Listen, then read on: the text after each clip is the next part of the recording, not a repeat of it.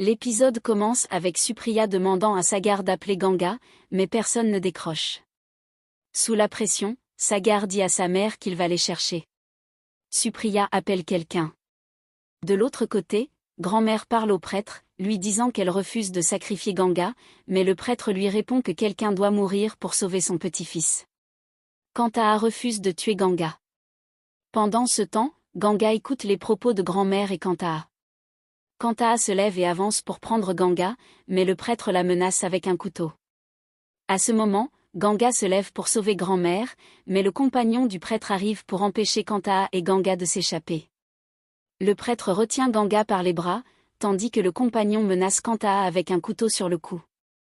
Le prêtre pousse Ganga dans un trou, et d'autres personnes arrivent pour poser un couvercle sur le trou.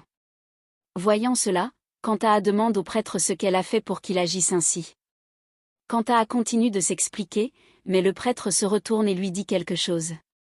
Kantaa supplie le prêtre de la laisser partir, avançant vers lui, mais il lève la main vers son visage. Sagar arrive, mais deux personnes l'empêchent d'entrer. Il essaie d'avancer, mais l'un d'eux pointe un couteau dans sa direction.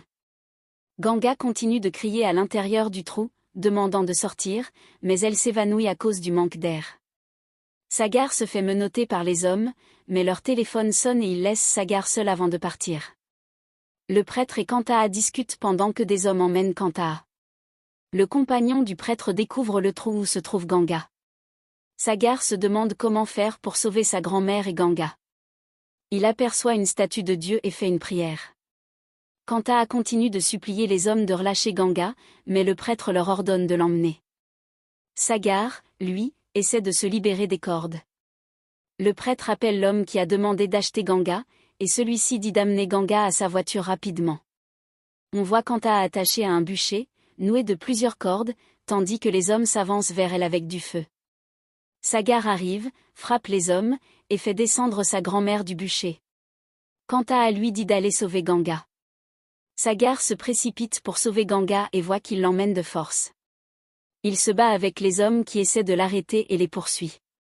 Malgré ses efforts, il arrive trop tard, et ils réussissent à emmener Ganga dans une voiture. Sagar court désespérément après la voiture, tandis que Ganga se réveille et appelle son nom. Elle se bat courageusement avec les hommes à l'intérieur de la voiture et parvient à la faire s'arrêter. Les hommes s'enfuient, et Sagar rattrape Ganga, tous deux tombant au sol. Une voiture de police arrive sur les lieux.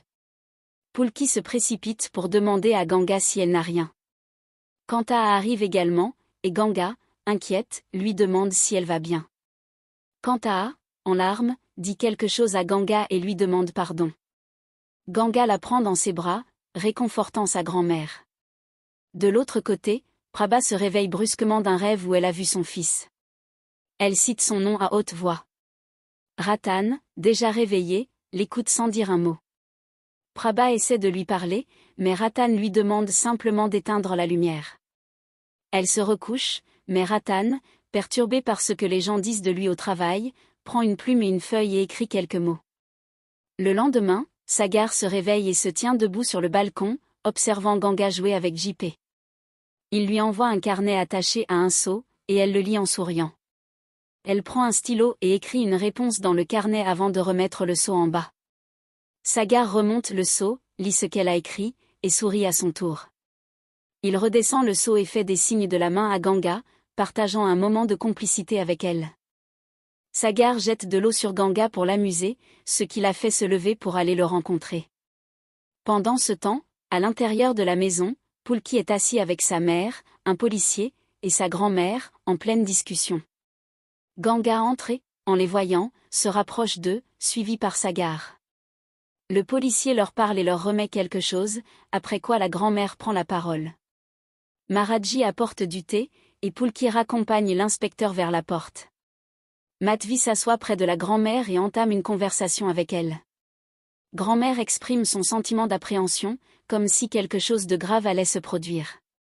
Sagar prend la parole et suggère que lorsque son père reviendra, ils devraient tous partir quelque part pour se changer les idées. Tout le monde approuve cette idée. Le téléphone de Madhvi sonne soudainement, et elle semble inquiète. Elle annonce qu'ils doivent immédiatement se rendre chez son frère, Ratan. Une fois arrivés, Sagar tient une lettre dans ses mains et la lit à haute voix pour la famille. Prabha, en larmes, explique à sa belle-sœur ce qui s'est passé durant la nuit. Madhvi tente de la réconforter et demande à ses fils d'aller chercher leur oncle. Prabha continue de pleurer, dévasté. Pendant ce temps, Ratan marche dans la rue, titubant, perdu dans ses pensées, ruminant ce que ses collègues de travail et son supérieur ont dit à son sujet. Il s'appuie contre un arbre, mais finit par s'évanouir. Sagar et Pulki cherchent désespérément leur oncle en ville. Ils discutent, et Sagar révèle qu'il a montré une photo de Ratan à un officier, qui lui a dit qu'ils avaient retrouvé un corps sans vie. Madhvi, Prabha et Ganga arrivent sur les lieux, et Madhvi demande à Sagar pourquoi il les a appelés ici. Pulki leur dit d'entrer pour comprendre la situation. À l'intérieur, Sagar parle à l'inspecteur, qui leur demande s'ils sont venus identifier un corps. Prabha, confuse et inquiète, demande ce qui se passe, convaincue que son mari est en bonne santé. Sagar lui explique la situation, mais Prabha refuse d'accepter la réalité et ne veut pas aller vérifier si le corps retrouvé est celui de Ratan. L'inspecteur se lève et les conduit dans une salle où se trouve le corps. Lorsqu'il le découvre, il s'avère que c'est bien Ratan. Prabha et Madhvi éclatent en sanglots, submergés par le chagrin. La cérémonie funéraire de Ratan se déroule, marquée par une atmosphère de tristesse et de lourds rituels. Grand-mère engage une conversation avec Sudha, tandis qu'une veuve apporte un plateau à Sudha. Cette dernière se dirige vers la chambre de Prabha, lui demandant d'ouvrir la porte.